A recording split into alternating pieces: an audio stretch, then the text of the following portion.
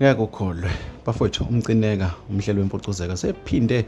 wancoma umthandeni Gcokama Elisha amanqala ke lapha ke incoma ke performance yakhe ke ayenze iZolo ke lapha ke kwiGcwalisa Spring Picnic all white ke yomaskandi uMcineka kawuvali umlomo ukhala ngobuhle beperformance kamthandeni uthi ke bisezingeni eliphezulu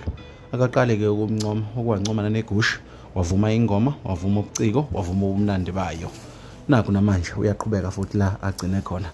ake ngiqala ngibingelela abaqala ukusijoyinela leli khasi bafowethu ngithi sanibonana ke uqala ungena ngicela ucindezele button ngasubscribe ulike lama video ke ngikwenzela ukuthi uma ngifaka indaba ke uyithole ke shisa zinjalo webafowethu ke uMcineka ke ubhale ke nanka ke amazwi ke lapha ke uthe luhle ke ubumbana einsizweni wathi ke iGcokama Elisha ke lidlale ngokuzinikela ke okukhulu ke iZolo emcimbini kwiGcwalisa wathi iperformance yakhe ke lapha ke besezingeni eliphezulu kakhulu wathi ungena umfana ke waqhulula ke amanoni ke kwashuma ke inkundla ke lapha ke wasethi ke danki ke lapho ke mfoka kuphosa kwenyathi kusho ke